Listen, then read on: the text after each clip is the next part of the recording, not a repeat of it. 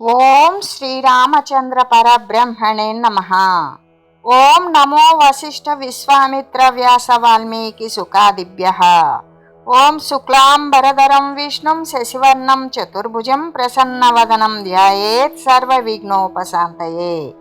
ఓం నమో బ్రహ్మాదిభ్యో బ్రహ్మ విద్యా సంప్రదాయ కర్తృభ్యో వంశ ఋషుభ్యో మహద్భ్యో నమో గురుభ్యః. ఓం శ్రీరామో రామభద్రశ్చ రామచంద్రశ్చ శాశ్వతః రాజీవలోచన శ్రీమాన్ రాజేంద్రో రఘుపుంగవః. శ్రీ యోగవాసిష్టము ఉత్పత్తి ప్రకరణము. జీవుని యొక్క అంటే జీవుడు శరీరాలను ధరించి వాడు అనుభవించే నిమిత్తం కల్పించబడినటువంటి ఈ విశాల బ్రహ్మాండము వాస్తవమే అగుగాక లేక శూన్యమే అగుగాక, ఎటనెటనో ఉంటే ఉంటుంది గాక, అది ప్రకాశించేటువంటి అధిష్టానము మాత్రము శూన్యము కానే కాదు. అది ప్రకాశిస్తుంది, తన యందు ఉత్పన్నమైన జగత్తును కూడా ప్రకాశింపజేస్తుంది. శూన్యము అయితే ఒకవేళ అధిష్టానము ఆరోపితము అనే కార్యాలు అక్కడ ఉత్పన్నం కావు కదా అని తెలియజేస్తూ, అంతేకాదు ఉత్పత్తికి పూర్వము స్తంభమున బొమ్మయుండినట్లుగా, అంటే బొమ్మ చెక్కక మునుపు కూడా అక్కడ బొమ్మ ఉన్నది. ఏ విధంగా ఉన్నది? ఆ బొమ్మ అనేటువంటిది ప్రత్యేకమైనటువంటి చెక్కిన తర్వాత ఒక ప్రత్యేకమైన రూపాన్ని సంతరించుకొని ఉన్నదే కానీ అంతకుముందు కూడా దాని లోపల ఆ స్తంభమునందు అది నిక్షిప్తమయ్యే ఉన్నది. అట్లాగే జగత్తు కూడా, జగత్తు ఉత్పన్నం కాకముందు కూడా బ్రహ్మమునందు జగత్తు ఉన్నది. కనుక బ్రహ్మమును జగత్తును అనేటువంటివి రెండున్నవా అంటే లేదు. ఎందుకు అంటే సర్వానికి జగత్తుకి ఆధారం బ్రహ్మము, జగత్తు యొక్క ఉత్పన్న ప్రదేశము బ్రహ్మము. అప్పుడు బ్రహ్మమునకు జగత్తుకు ఏమైనా సరే భిన్నత్వము అనేది ఉన్నదా? లేదు. అంటే దాని ఫలితం ఏంటి అంటే బ్రహ్మము శూన్యము కాదు అని తెలుస్తూ ఉన్నది. జగత్తు శూన్యమని, జగత్తు లేనిదని, జగత్తు ఆవిర్భవించిందని, జగత్తు ప్రళయకాలంలో తిరోగమిస్తుందని అనేక రకాలు మనం చెప్పుకున్నప్పటికీ కూడా అది తిరోగమించిన బ్రహ్మమునందే అది అంతర్లీనమై ఉంటుంది, బ్రహ్మము నుండే ప్రాదుర్భవిస్తుంది. అందుకని ఈ బ్రహ్మము అనేటువంటిది శూన్యము కాదు, జగత్తు అనేటువంటిది బ్రహ్మమునందు నిక్షిప్తమై ఉంటుంది. అది ఏ విధంగా? ఒకవేళ జగత్తు అనేటువంటిది ప్రళయ కాలంలో నశించిపోయినా కూడా అది బ్రహ్మమునందే ఉంటుంది లీనమై. తర్వాత ఎక్కడ లీనమైందో మళ్ళీ అక్కడ నుండే ఉత్పన్నం జరుగుతూ ఉంటుంది. కాబట్టి బ్రహ్మము అనేటువంటిది శూన్యము కానే కాదు. ఈ వచ్చిపోయేటువంటి జగత్తులు ఏ విధంగా ప్రాదుర్భావ కాలంలో కనిపిస్తూ ప్రళయకాలంలో మరి నశింపజేస్తూ ఉన్నటువంటి ఏ జగత్ అయితే ఉన్నదో అది శూన్యము గాని, దానికి ఆధారముగా ఉన్నటువంటి ఏ పరబ్రహ్మము అయితే ఉన్నదో అది శూన్యము ఎప్పటికీ కాదు అనే కదా తేలుతుంది విచారణ ద్వారా. సౌమ్యాంభసి యదా వీచిర్న చాస్తి నచనాస్తి చ తదా జగత్ బ్రహ్మణీదం శూన్యం పదం గతం. కదలిక లేనటువంటి నీటి యందు తరంగాలు ఉన్నవని గాని లేవని గాని చెప్పజాలము. ఎందుకు? నీరు నిశ్చలంగా ఉన్నాయి, దాని యందు తరంగాలు లేవా అంటే లేవని చెప్పలేం, ఉన్నది అని చెప్పలేం. మనం చూసేటువంటి తరంగాలు అనేటువంటిది ఏ విధంగా? కడలి యందు మరి అతివేగంతో తీరాన్ని తాకి వెనక్కి వెళ్ళిపోయేటువంటి ఉవ్వెత్తును లేచిపడేటువంటి ఆ తరంగాలను చూచినప్పుడు ఇక్కడ నిశ్చలముగా నీటి యందు తరంగాలు ఉన్నవో లేవో అనేటువంటి విషయాన్ని చెప్పజాలం. ఇంకా చెప్పవలసి వస్తే ఏమను చెప్తాం? దీని యందు తరంగాలు లేవు అని చెప్తాం. అయితే ఇక్కడ తరంగాలు లేవు అనేటువంటిది స్పష్టంగా చూస్తున్నాం, కానీ తరంగాలు ఉన్నవి. ఏ విధంగా? నీటికి అంతర్భాగములో అంతర్లీనమై ఉన్నవి. ఎందుకు అంటే తరంగాలు వేరు, నీరు వేరు కాదు. తరంగాలే నీరు, నీరే తరంగాలు. కాబట్టి అలాగే జగత్తు కూడా ఇది బ్రహ్మమున శూన్య అశూన్య రూపములు. అంటే లేదా అంటే ఉన్నది, ఉన్నదా అంటే లేనిది. ఎందుకు? తనకంటూ స్వయం ప్రశస్తి లేదు అక్కడ. తనంతటకు తాను స్వయంగా ఉత్పత్తి అనేటువంటిది లేదు. ఎందుకు అంటే స్వయంగా ఉన్నటువంటిది బ్రహ్మమే. బ్రహ్మమునందు మరి అంతర్లీనంగా ఉన్నటువంటి జగత్తు అది ప్రాదుర్భావం, ప్రళయంలో నశింపు అనేటువంటిది జరుగుతుంది. అలాగే అసలు మొట్టమొదట నిశ్చలంగా ఉన్నా ఎలా ఉన్నా కూడా ఈ తరంగ రూపాలైనటువంటివి ఏంటి? నీరే. ఆ నీటి యందు మరి తరంగాలు లేవా అంటే ఉన్నవి. ఏ విధంగా అంటే మనకు కనబడకపోవచ్చు, అంతర్లీనంగా తరంగాలు ఉన్నవి. తరంగాలు ప్రత్యేకమైనటువంటి స్థానాన్ని పొంది ఉన్నవా అంటే కాదు. నీరే తరంగాలలా వస్తుంది, వెనక్కి పోతుంది. అయితే కనిపించేటువంటి తరంగాలా కాదు, నీటి యందు అంతర్లీనమై ఉన్నది. మనకి స్పష్టంగా కనబడకపోతున్నా కూడా మనం చూస్తూనే ఉన్నాం, నీరు కదలట్లా, అందుకని తరంగాలు లేవు అని అనకూడదు. ఎందుకు? అంతర్లీనమై ఉన్నవి తరంగాలు. అలాగే జగత్తు కూడా ఏమై ఉన్నది? బ్రహ్మమునందు అది అంతర్లీనమై ఉన్నది. అందుకని ఇక్కడ శూన్యమని చెప్దామా? చెప్పలేం. ఇది శూన్యము కాదు, వస్తుతత్వము జగత్తు అనేది చెప్దామా? అది కూడా కాదు. ఎందుకు? తనకంటూ తనదైనటువంటి స్వయం ప్రతిపత్తి కలిగినటువంటి ప్రాదుర్భావం జగత్తుకు లేదు. అది పోతే దాని యందు అంతర్లీనమవుతుంది, మళ్ళీ ఆ బ్రహ్మము నుండి ఉత్పన్నమవుతుంది. కాబట్టి ఇక్కడ శూన్యము కాదా అని చెప్పాలి అంటే ఇది ఒక అనిర్వచనీయమైనటువంటి స్థితి యందు నిలిచి ఉన్నది. ఏ విధంగా? దీనిని వచించడానికి సాధ్యము కాదు, కేవలం గమనించడమే, దీనిని విచారించడమే సాధ్యమవుతుంది. కానీ దీనిని గురించి హెచ్చు తగ్గులుగా వచించడానికి సాధ్యపడదు.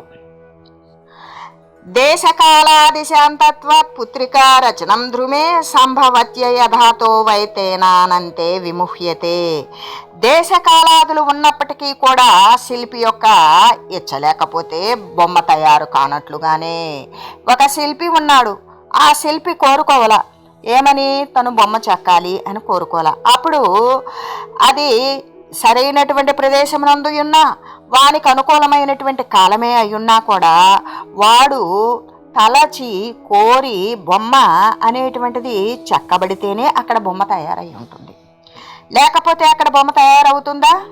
కాలేదు. అక్కడ తగినటువంటి వస్తువున్నా, తగినటువంటి సమయం ఉన్నా కూడా. అంటే అలాగే కల్పాంత సమయంలో కూడా బ్రహ్మ కల్పాంతం అయిపోయింది. ప్రళయకాలంలో జగత్తు అనేటువంటిది బ్రహ్మమునందు నిక్షిప్తమైంది.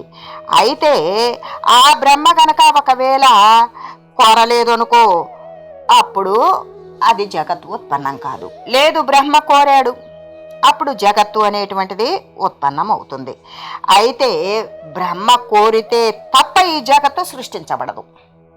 శిల్పి కోరితే తప్ప బొమ్మ ఏ విధంగా తయారు కాదో, ఈ బ్రహ్మతత్వం అనేటువంటిది కోరితే తప్ప తన నుండి జగత్తు అనేటువంటిది ఉత్పన్నం అవుతుంది అని చెబుతూ, తత్సంభో పుత్రికాధ్యే తత్పరమార్థే జగత్ స్థితే ఏకదేశేన సదృశాముపమానం నా సర్వదా. స్తంభమున చెక్కబడేటువంటి బొమ్మతో జగత్ సృష్టి అనేటువంటిది పోల్చి చెప్పారు. అయితే ఇక్కడ ఉపమానాన్ని అంశకంగా గ్రహించాలి. ఏదైతే మనం తీసుకున్నామో ఉపమేయం ఏంటి? బ్రహ్మము. మరి ఉపమానం ఏంటి? బొమ్మ, స్తంభము. ఈ ఉపమానాన్ని ఉపమేయముతో పోల్చి ఏ విధంగా చెప్పుకున్నాము అంటే, స్తంభమున చెక్కబడేటువంటి బొమ్మతో జగత్ సృష్టి, జగత్తు ఏ విధంగా సృష్టి జరుగుతుంది? శిల్పి ఇచ్చించిన కోరినప్పుడు మాత్రమే బొమ్మ తయారైనట్లు బ్రహ్మము కోరినప్పుడు మాత్రమే జగత్తు ఉత్పన్నమవుతుంది అనేటువంటి దానిని ఏ ఉపమేయమైతే ఉన్నదో దానిని ఉపమానంతో పోల్చి చూసాం. దానిలోని ఒక అంశం మాత్రమే. అయితే సర్వాంశాల యొక్క పోలికున్నదా? ఏమాత్రము లేదు. అది ఇది ఎప్పటికీ ఒకటి కాదు. ఈ రెండింటికి కూడా సామాన్యమగు సత్తా అనేటువంటి ఏకదేశాంశం మాత్రమే గ్రహించబడింది. సామాన్యమైన సత్తా ఏంటి? బొమ్మకు స్తంభము, జగత్తుకు బొమ్మకు స్తంభము, జగత్తుకు బ్రహ్మము. ఈ విధంగా ఏకమాత్రాంశం ఏమై ఉన్నది? బొమ్మ స్తంభమునందు తయారవుతున్నది, అదే జగత్తు బ్రహ్మమునందు తయారవుతున్నది. ఇక్కడ ఏకమాత్రం ఏంటి అంటే స్తంభము, బ్రహ్మము. అక్కడ బొమ్మ, ఇక్కడ జగత్తు. అక్కడ శిల్పి చెక్కకపోతే స్తంభమునందు బొమ్మ తయారు కాదు. ఇక్కడ బ్రహ్మము ఆ జగత్తు యొక్క సృష్టి గురించి కోరలేదనుకో, జగత్తు అనేటువంటిది ఉత్పన్నం కాదు అని తెలియజేస్తూ, నా కదాచిదుదేది తీదం పరస్మాన్న చ శామ్యతి ఇత్తం స్థితం కేవలం సత్ బ్రహ్మ స్వాత్మని సంస్థితం. వాస్తవానికి జగత్తు బ్రహ్మము నుండి ఏనాడు ఉదయించలేదు, మళ్ళీ మొదటకొచ్చింది వ్యవహారం. ఎలా? నిజానికి విచారించి చూస్తే అంటే బ్రహ్మము తప్ప మరి ఏమీ లేదు. బ్రహ్మము నుండి ఏనాడు కూడా జగత్తు అనేటువంటిది ఉత్పన్నం కాల. అయితే ఉత్పన్నమే కానిది అస్తమిస్తుందా? అది లేదు. మరి ఇది బ్రహ్మము కంటే వేరు కానే కాదు. అందువలన ఈ సత్స్వరూపము బ్రహ్మమునే నిలిచి ఉన్నది.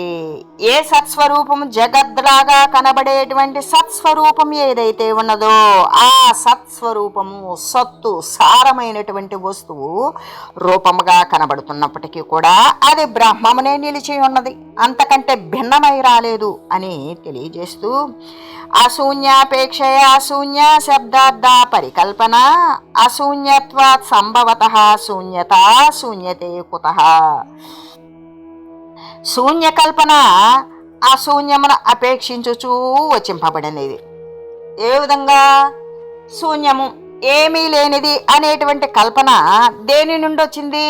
ఏదో ఉన్నది అనేటువంటి దానినే నుండే లేనిది అనేది వచ్చింది. అయితే దేనిని అపేక్షిస్తుంది అంటే ఉన్నది అనేటువంటి దానిని కోరి లేనిది అనేటువంటిది కల్పించబడింది. కాకపోతే అశూన్యము నుండి అంటే ఏదో ఉన్నది అనేటువంటి దాని నుండి శూన్యము కానీ అశూన్యము కానీ ఏ విధంగా సంభవిస్తాయి అంటే, బ్రహ్మణ్యయం ప్రకాశో హి నా సంభవతి భూతజః సూర్యానలేందు తారాది కుతస్తత్ర కిలాప్యయే. సూర్యుడు, చంద్రుడు, తారలు మొదలైనటువంటి తేజో పదార్థాలు ఏవైతే ప్రకాశితమైనటువంటి పదార్థాలు ఉన్నాయో ఈ పదార్థాల అన్నీ కలిసినప్పటికీ కూడా ఆ బ్రహ్మమును ప్రకాశింపజేయజాలవు. ఆ బ్రహ్మము యొక్క ఆసరా చేత మాత్రమే ఇవి ప్రకాశిస్తూ ఉన్నవి. కాబట్టి అవ్యయమైనటువంటి ఆ పరమాత్మ ఏమాత్రము కూడా జారని మరి నశింపు లేనటువంటి ఏ పరమాత్మ అయితే ఉన్నదో ఆ పరమాత్మకు ఇట్టి తేజో పదార్థాలతో ఏమైనా సంబంధం ఉన్నదా? ఎందుకు? దీని ద్వారా బ్రహ్మం ప్రకాశించడం లేదు. బ్రహ్మం ద్వారా ఈ వస్తువులు ప్రకాశిస్తున్నాయి. ఏంటవి? అగ్ని కానీ, సూర్యుడు కానీ, చంద్రుడు కానీ, నక్షత్రాలు కానీ, మిగిలినటువంటి ఏ అయితే ప్రకాశిత పదార్థాలు అని మనం తెలియజేసుకుంటున్నామో అవన్నీ కూడా బ్రహ్మాన్ని ప్రకాశింపజేస్తాయా? ఏమాత్రం కాదు.